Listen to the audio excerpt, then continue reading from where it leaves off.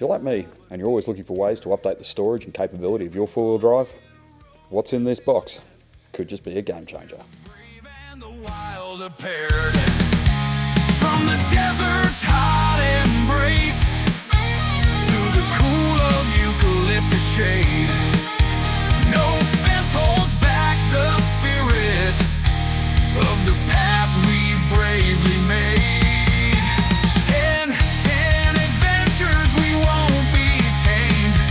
Blazing trails. Hey campers, welcome back to 10 Adventures. And in my last video I talked about opening a box and well,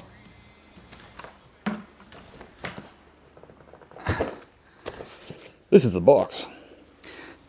What's in it?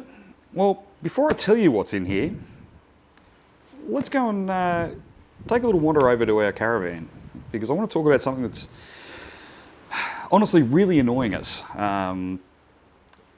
We love our caravan.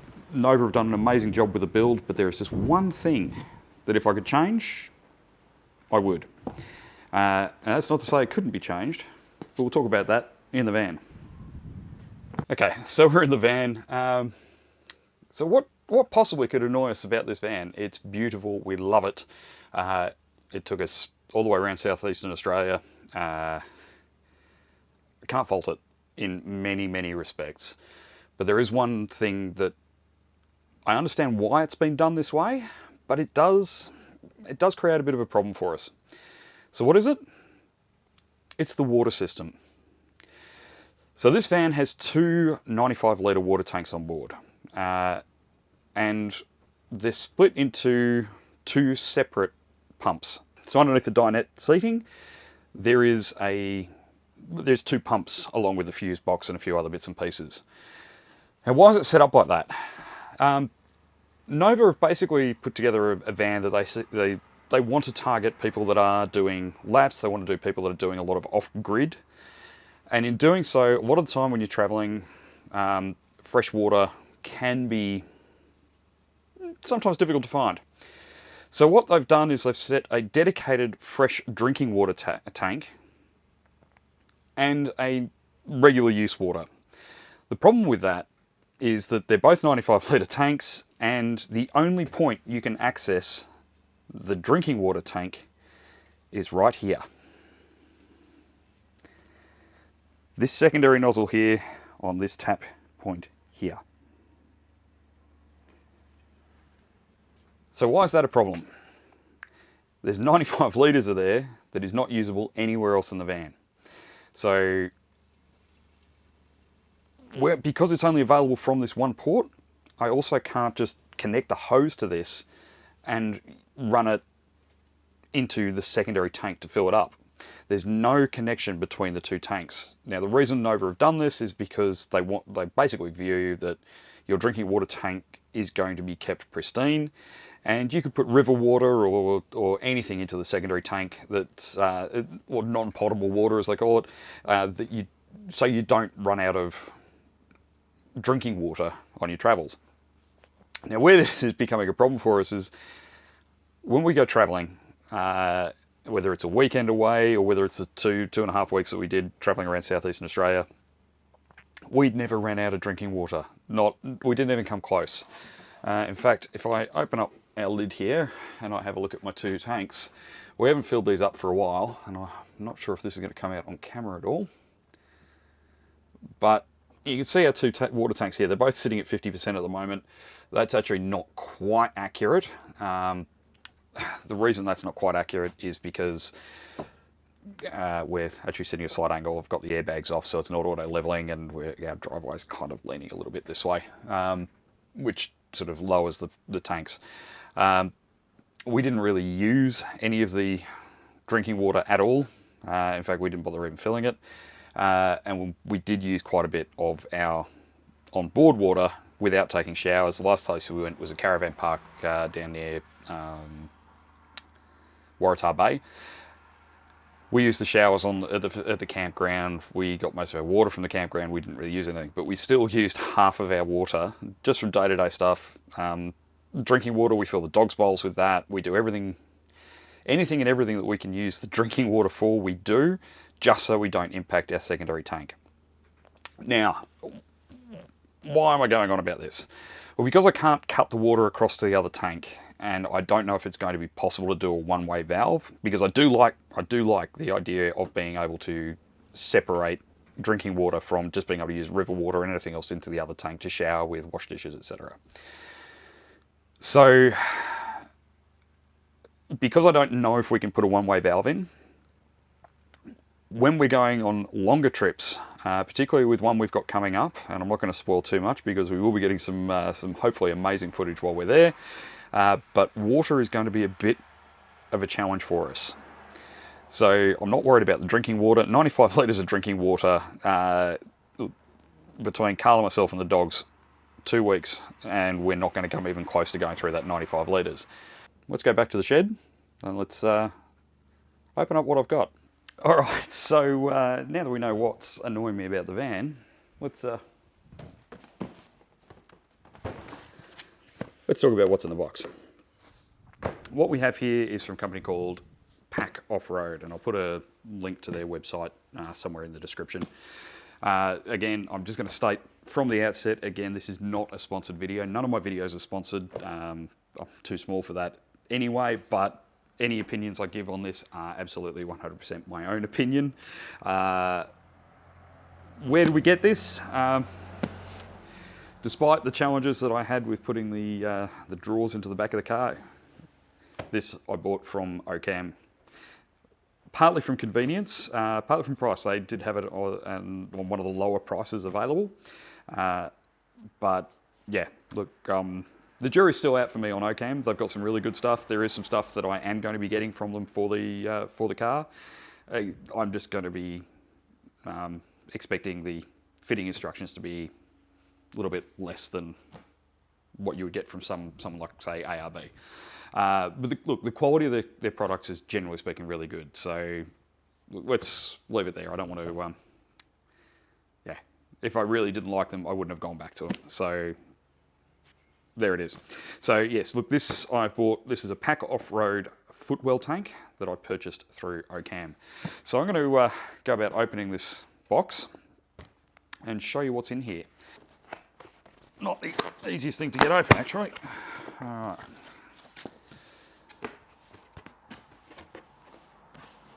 Okay, so I'm just going to spin this around so you can see what we're looking at here. So this is a standard food grade poly water tank.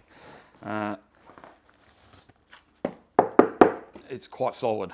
It's not, yeah, there's no flexibility in that whatsoever. This is a really sturdy piece of plastic.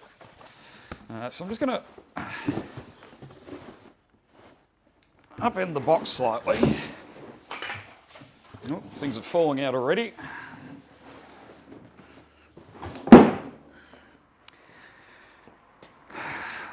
I will say this doesn't weigh very much either. It's quite light, which is good.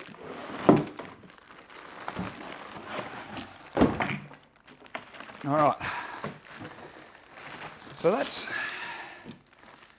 the wrapped product. Let's get this plastic wrap out of here. All right. So that's the tank. What have we got?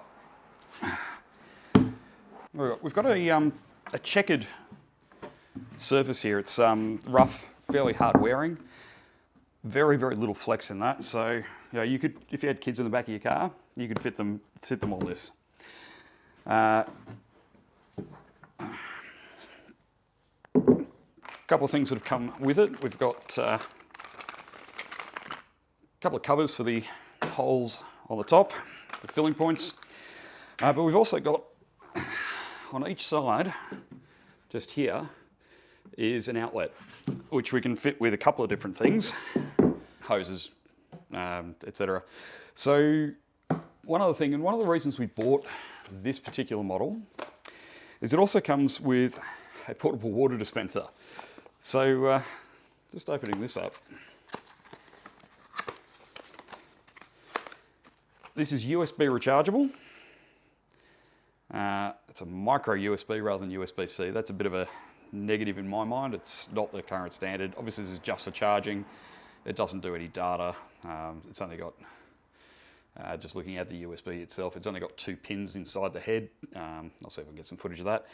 So charging only, but not the current USB-C standard, which is a little bit disappointing. Plastic hose, nozzle,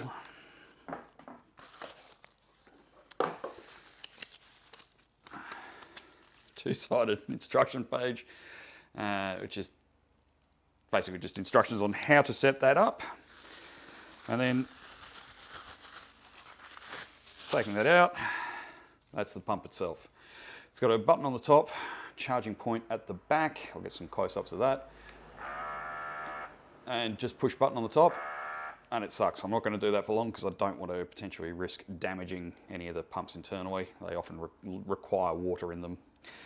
And that just sits straight on to one of your nozzles. So yeah, essentially the idea of this is so that we can set this up. If we need to get water while we're in the car, we can. Okay, so why a Footwell tank? There's plenty of other options available to us. And a lot of Prado owners, and including Ian, who I was with last week, have installed the K-On underbody stainless steel water tank that sits behind the tow bar. There's a couple of reasons why I didn't do that. One was cost. They're more than double the cost of this Footwell tank. Number two is the position. Now, we tow a 2.8 tonne caravan, so we're already putting a little bit more than 10% ball weight. The reason for that is our van is a centre door rather than a rear door, and so our wheels are a little bit further back on the chassis, which means just from basic leverage, for our 10% ball, it's actually a little bit more than 10% because there's the angle of the van is just leaning a little bit harder towards the ball, even when we're almost dead level. So while in itself, ball weight's not going to be affected by having a tank under there, what is going to be affected is the amount of weight behind the rear axle. And that's something I didn't really want to add to. We've got the Lovells GVM upgrade. There's plenty of weight available on that rear axle, but whenever you put something heavy on the back of your vehicle, it's raising the front end. So I didn't want to add more rearward weight to the car. Now, don't get me wrong, I love the K-On water tank. It's an awesome idea. One of the other reasons I didn't do it is I don't think I can. We don't have an OEM Toyota bull bar. Ours is quite square. The K-On tank is designed to fit behind the OEM tow bar. We don't have that, so I don't know that it'd fit. I certainly wasn't going to go and buy a $600 water tank for it to then not fit. All right, let's spend some time talking about the form factor and layout of this particular tank. If you go to the Pak Offroad website, you're actually going to see a photo of this in the back of a Prado, so I already know it's going to fit. One of the things that I wanted to talk about was this cutout here. Now, part of the purpose of this cutout is going to be fairly obvious. It's got to fit over the drivetrain in the back of your car. But Pak Offroad have done something a little bit different. I actually spoke to Stuart from Pak Offroad this morning, and he gave me a bit of insight as to why it's designed specifically the way that it is. If you look at other companies like Frontier who do a Footwell tank, you'll notice that this gap is a lot smaller and may not quite be as high. The reason this is so wide and so high is that this is designed to fit in pretty much any four-wheel drive you can buy on the market today.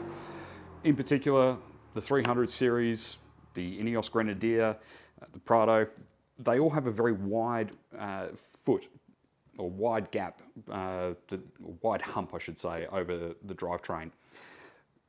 This fits perfectly in the 300 series, the Ineos Grenadier. It fits really well in the Prado. It fits really well in the Ranger, the Everest. Anything that's got a wider track, this is going to fit in. Things like the Frontier Footwell, they're not going to. They're actually quite narrow, and you find that the unit is going to seesaw over the top.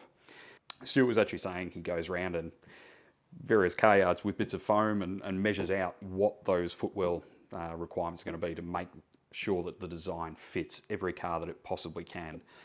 And this is what they've come up with. Again, this is Australian made and designed, so I'm hopefully going to be catching up with Stuart at some point in the next couple of weeks. which will be really good. I'm going to enjoy having a bit of a chat with him and seeing some of the other stuff he's got, the guys at Pak Offroad are working on. The other thing that this has got that others don't is we've got not just one filling point and exit point, but two. So if you look at something like the Frontier, you've got one point here. Now, if you're running a pump from this, like the electric pump that this came with, when that's on, it's only going to suck from this portion here. You're not going to be able to access that second reservoir. So the only way to do that is to either leave it sit there and then refill it, meaning you're only using half of the capacity of the tank, or you've got to hope that you can pick it up and make sure you remember to put the cap back on and tilt it up in the car, kind of like so, to try and drain it all through. Now, for the weight of this tank, the tank's quite light, but that's going to be 20 kilos you're lifting up. You and I might be okay doing it, but you know, the kids are trying to do it. They forget to put that on, you're going to end up with a car full of water. Not ideal. So the guys at Pak Offroad, second filling point, and what to the point, you can fit a second pump on there.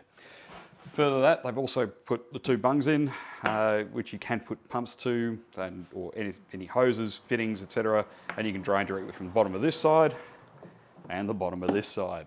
So two access points, two filling points. You're not having to worry about how you get water from point A to point B. You're not having to worry about internal pumps or anything like that.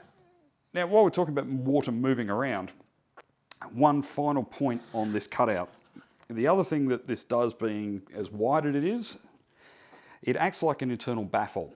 Now, the idea of a baffle in a water tank is to stop the water from sloshing too vigorously left to right or forward to back in the case of liquid transport vehicles. The last thing you're going to want if you're off-road and you've got half full, this tank's about half full, you're not going to want all of that water sloshing from one side to the other, particularly if you're in a little bit of a precarious situation. 20 litres of water or 20 kilos suddenly shifting to the left or the right could prove a little problematic for you off-road. So what I'm going to do, I'm actually going to go and clean this tank out now, and then we're going to fill it with water, and I might just go for a bit of a drive and just have a listen to what it sounds like with not full of water, maybe 3/4 full, and just see whether it sloshes around, what it sort of sounds like, feels like while driving. I want to get a good feel for the general handling of the vehicle when it's got that extra 40 kilos of weight in there. All in all though, I have to say I'm genuinely really impressed with the manufacturing. It's really sturdy. It's not flexible. If you've got kids in the back of your car sitting on top of this, you're not going to have too many problems with them putting their weight on it, standing on it. You're not going to be able to fit adults in the back of the car, obviously, but kids standing on it, not going to be a problem. It's really sturdy. Anyway, let's go get this cleaned out. I've picked up some tank cleaner from the Caravan and 4x4 show last week, so I'm going to go and put a couple of teaspoons of that through it. They do say very clearly on the packaging, do make sure you clean this out thoroughly before you put drinking water in it. Once you've cleaned it out thoroughly, given it a couple of rinses, it will be fine for storing drinking water, or just being able to run that pump and wash your hands while you're off-road. Anyway, let's go get this cleaned out, and then we'll go and put it in the car. All right, so I got my tank cleaner. Instructions on this tell me that it's about 1 teaspoon for every 5 litres of capacity of the water tank. So this water tank being 40 litres, obviously that's going to be 8 teaspoons. I'm going to put 4 on each side just to split it up and fill it up from the hose behind me. Well, not even going to use a hose, I'm just going to go straight from the tap. It's going to be that easy. We'll empty it out and then put it back into the car, fill it up again and go for a drive.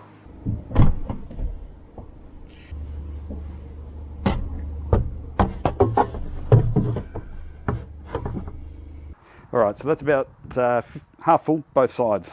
Let's now get a couple of cameras in the car and a microphone down near the tank. I want to just see if we can hear how much this sloshes around.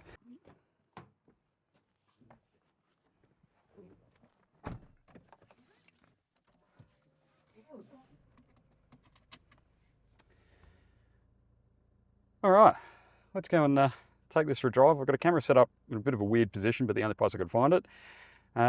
Let's just go for a bit of a drive and see what sound we get. Hopefully you'll be able to hear it over the sound of the air conditioner. It's almost 30 degrees outside and the car is cooking, but should cool down reasonably quickly. We'll go and see what sort of sloshing noises we get and how mad that's going to drive me. If it does get really bad, again, talking with Stuart this morning, I did come up with a couple of thoughts. So if we get really bad sloshing, there is something I can throw in there that might further reduce the amount of water sloshing, but we'll keep that as a last resort. I really want to see if this is usable out of the box, don't need to do anything, which I really do think it is thus far. As I said, I'm really impressed with the quality of this unit. Anyway, let's head on down the road and see how we go. So first impressions, definitely can hear a bit of water sloshing, but nothing that's going to be driving me too mental at this point. Going around a fairly steep roundabout. Yes, you can hear it sloshing, but it's not adjusting the weight of the vehicle, so I'm not feeling the vehicle pulling to either side. I'm just going to do some back streets and just get a general feel for how it feels. I'm going to try and get some right and left turns. It's right at the moment.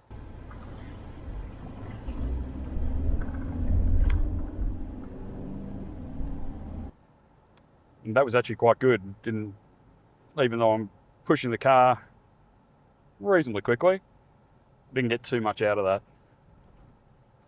I'm pretty sure this is actually a dead end, so let's just chuck a big right-hand U-turn.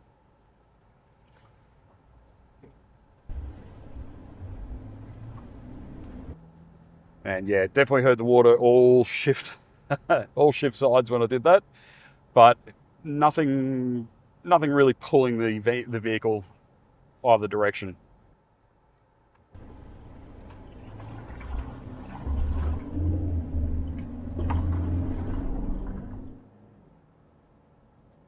A little bit of bounce there, and again,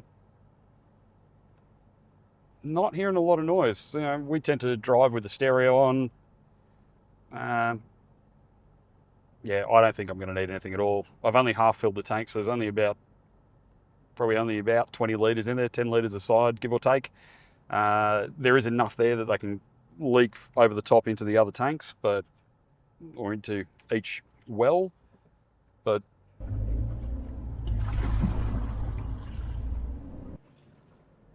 yeah, pulling it hard, you definitely get that sloshing, but it's not distracting in any way, shape or form. Let me know what you think in the comments below. Is this something you'd consider for your four-wheel drive? Have you got one? Have you got one of the alternatives, and does it fit your car? Particularly with that cutout issue that I was talking about with some of the other brands. Does having only one filling point cause you any grief? I should also note, I just tried some heavy braking, and yeah, doesn't impact the car at all. So left and right, you definitely hear it, you don't feel it. Hard braking, hard acceleration, you don't see anything at all. So look, this is a really solid bit of kit. Anyway guys, leave me a comment down below, let me know what you think. Really keen to hear your views and opinions on this product. Have you got one? Would you buy one? Have you got one of the competitor products? What do you think? Does it fit over your drivetrain? Let me know below. Anyway guys, don't forget to subscribe. Thanks again for watching. We'll see you in the next one. Cheers.